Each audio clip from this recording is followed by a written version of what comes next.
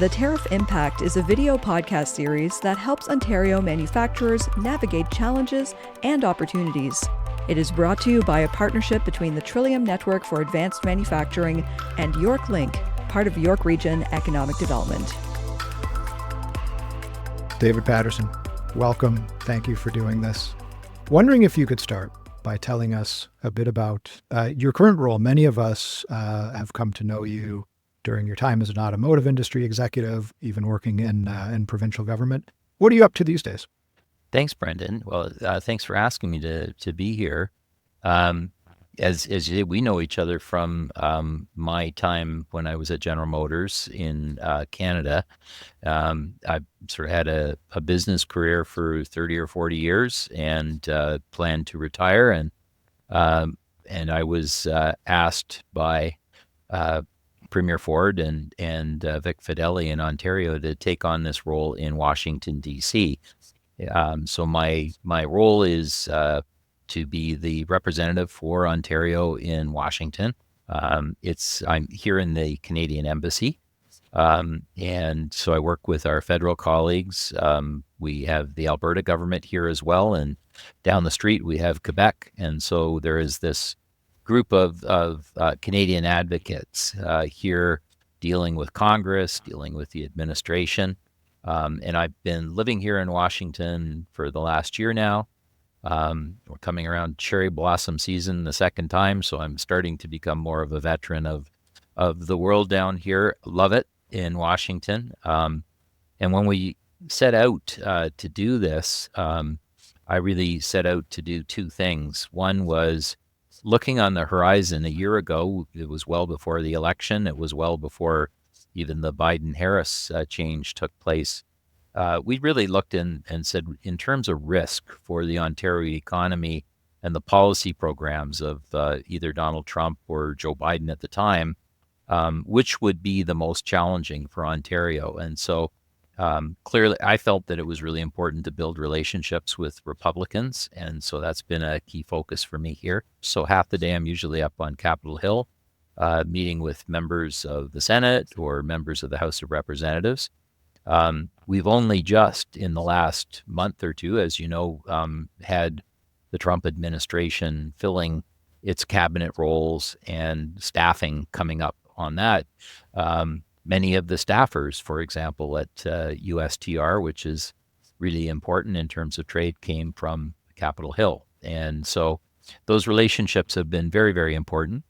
And the other half of my time is usually spent where I'm comfortable, and that is working with business and meeting with not just Canadian businesses that come down and want to learn more about what's happening in Ottawa or manage their own risks, but also with the representatives from America's largest companies. They've all been through the office here in many different sectors, the auto sector, the technology sector, life sciences, et cetera. And so it's really, it's a wonderful opportunity to hear all their business stories, hear their concerns about trade, what they feel about it. In the situation that we're in right now, Americans talking to Americans is really very important. So it's been time well spent. Mm-hmm. So what is the mood in Washington these days? And how has it evolved over the past few weeks? The setting up of the new Trump administration is, of course, the dominant focus in Washington. I think the important thing for your listeners is to keep in mind that while we tend to look at what's happening in Washington from the perspective of how it affects us, the whole world is having that same kind of focus as well. And the agenda of the Trump administration, as hard as it can be to understand and as erratic as it may seem, is also being interpreted by 200 countries around the world at the same time.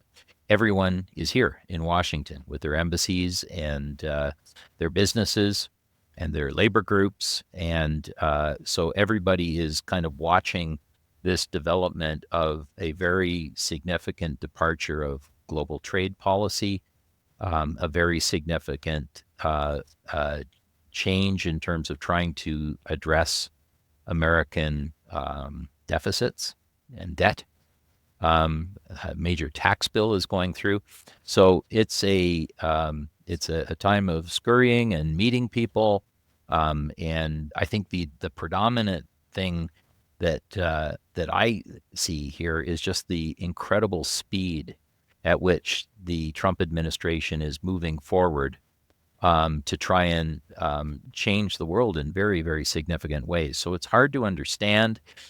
There's an expression here in Washington. It's really important to separate the signal from the noise.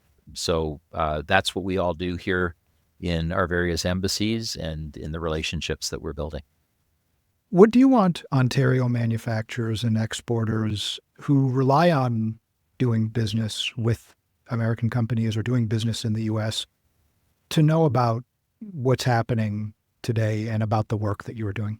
Well, I think the important thing is to recognize that, and I think everybody does in Canada right now, there is a extraordinary patriotic reaction to what's happening here in the United States. It's really important to try and understand it as much as you can rather than just react to it. And when you are doing 80% or more of your trade with one country, with the United States, as much as it would feel good to say that we'll diversify our trade to other countries and to other sectors, doing that in a short period of time is very, very difficult. And it's something that is, I think, a great gift to Canada in a sense that this wake-up call has given us a chance to think carefully about our markets, the type of work we do. As much as we are once again focusing on our manufacturing industries, keep in mind that, our manufacturing economy is about a tenth of the economy. Services is about 80%, and services generally don't have tariffs. And so there's a big part of our economy that is very resilient to trade changes, but it's in many ways, for instance, for us in Ontario, it's a bigger proportional part of our economy in Ontario. So change is a really big concern. It's important to keep in mind that it's not all about us all the time. It's about a global set of changes, and that we will see, I think, probably the most dramatic change in global trade policy since 1945 this year on April 2nd. And it's in plain sight. It's coming forward. It's going to be a combination of the application of industrial tariffs in sectors like aluminum and steel that we've already seen, but talking about a number of other sectors, and probably some minimum tariffs that are being applied. And so how you respond to that and how you manage that is going to be really important. And in particular, after the shock of April 2nd wears off, we are going to all be trying to find our way through that thicket in doing deals with the United States to try and reduce those tariffs. And they're very open to doing that. So the president, no surprise if you follow his style, wants to have a discussion or a negotiation with countries around the world to address issues that are bilateral. And he wants to do that from a position of strength. And he will do that by virtue of the application of tariffs. And people will be very interested in what they can do to address that, and how we line up to be able to make a case that our integrated economy, our integrated supply chain, the fact that we are the biggest customer to the United States, all these differentiating factors should put us at the front of the line of nations to be able to work our way through this with the United States. We, of course, are now into an election, and that'll be a very big challenge for the next prime minister to decide how to do that. But, trade is about activity between businesses more than it is about countries. And so businesses also need to be prepared to understand it, to try and mitigate it, to work with our governments in terms of being resilient, but also work with our governments in terms of making the case that Canada should be the best trading partner of the United States and should be able to resolve these issues in the interest of the United States of America. Great. You recently referred to a meeting between Howard Lutnick and a number of senior government of Ontario and government of Canada officials as a masterclass in U.S. trade policy and strategy. Can you tell us a little bit more about that? Yeah, it's I got a little blowback from various people for using the term masterclass because I think they perhaps misunderstood. We were very fortunate to be able to, in a time of confusion and confusing directions, to get a very clear, calm, straightforward explanation of what the United States is trying to achieve from the Commerce Secretary. And so that was all facilitated by Premier Ford in his discussion with Howard Lutnick, and an agreement to suspend our tariff cost on electricity, just as the United States also agreed to suspend some of the application of the fentanyl tariffs, if you want to call them that, for those that are USMCA compliant, or in other words, companies that are doing their proper paperwork, et cetera, to show that they are following the terms of the Canada, Mexico, United States agreement. So it was a bit of an exchange of olive branches. I joined the premier in that meeting. We invited Dominic LeBlanc to join us. The ambassador came as well because trade is a federal responsibility, and we wanted them to be there and to hear the same things we were hearing. But it was Doug Ford's meeting. It was one of respect on both sides, but it was there with an objective to learn, to try and understand, well, where is this going as best we can? What is the motivation so that we can understand that? We wanted to be able to bring the sort of the noise down quite a bit if we could, so that we could get into more of a calm discussion. And we wanted to see if that would lead to other meetings. And in fact, it has. And I've been able to continue with follow-up with the chief of staff to the ambassador for trade, and having various calls and follow-ups. And I met with them yesterday as well. So there's ongoing discussion that we've been having.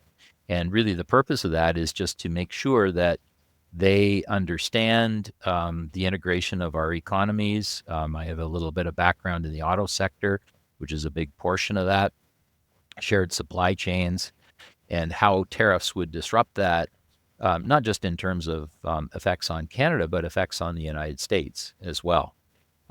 So going back to the meeting with Secretary Lutnick, it was great to be able to try and get some understanding around it. And in short, he essentially said, look, we're starting with an objective of trying to address a $2 trillion annual deficit the United States is running, a $37 trillion debt, which is not sustainable. We're trying to address that in four main ways. Those include a tax bill that will actually add to the debt, so we need to kind of mitigate that. It includes asking military partners to shoulder more of their costs so that we don't have to shoulder as much cost. It includes a thing called the DOGE, or the Department of Government Efficiency, led by Elon Musk now, as a way to reduce costs. And all these are quite controversial, of course, here in the United States, but the last one is tariffs. And tariffs to them are both a source of revenue, but they're also an incentive for businesses to look at locating operations more in the United States. And as someone who comes from the auto sector and saw that how hard it is to comply with the USMCA, and seeing other companies from around the world that are just paying a 2% tariff coming into the United States and not having to comply with that, I have some sympathy for what they're trying to achieve. And so I think we can be one of their best partners in going forward on this, and may give us some relative competitive advantage if we are smart in being able to work our way through all that. So, well, as much as we in Canada are upset, and many would want to turn their back on the United States and diversify, and those are really good things to do. I think putting more attention on IP-based work and other forms of digital and other services that are not subject to tariffs, those are smart things to do. Looking at infrastructure to make sure that if we're going to sell our natural resources, we have options. Those are smart things to do. But at the same time, I don't think it's right to turn our back on the United States. So let's start by understanding what they're doing. We were given a gift to understand that. Maybe masterclass wasn't the best terminology, but it certainly taught us a lot. And that was simply our objective. And our other objective was to continue that conversation. And we've been able to do that. What should we be on the lookout for in April, May, and June? Yeah, that's the magic question. I don't have an answer for that. Not with any kind of surety. And I think that's partly but by design. I mean, there's no question that April 2nd will upturn trade policy around the world. I think what we've heard, and I believe will be the case, is that the United States, who feels that they are running too much of a trade imbalance with too many countries, will seek to bring that more in balance with the application of a minimum tariff on their key trading partners, if not everyone. Those minimum tariffs will probably be designed in somewhat in relationship to the nature of the trade relationship between the two countries. And we will then see, in addition to that, industrial or sectoral tariffs like we now have with steel and aluminum at 25%. But it's important to keep in mind that we've actually, in the last couple of weeks, made some pretty incredible progress, and that in that sort of exchange with Doug Ford, we, in bringing down the temperature, we've seen the United States use the principle of USMCA compliance as a reason to not apply a 25% fentanyl tariff for every Canadian company. That's an extraordinary positive development. The principle of USMCA compliance, which is something that others who are just importing from other parts of Asia, et cetera, don't follow, that's an advantage for us. The nature of the integrated supply chain that we have that affects both of us, that's an advantage for us. And so all of those things are good. But I think April 2nd will be a shock to the world. And then the United States, from that position of leverage, will start to sit down with individual countries that want to sit down and look at ways to mitigate those tariffs or even remove them in some ways. And so it's a simple, sort of not unexpected position of bargaining from strength, which is the president's preference. It's good to understand that, prepare for that, and understand what your strengths are as well. And so I think that's what we can expect on April 2nd and April 3rd and 4th. Great. David Paterson, thank you so much for your time today. And thank you for all the good work that you're doing down in Washington, D.C. My pleasure, Brendan. Thanks a lot. This series is produced by Storied Places Media.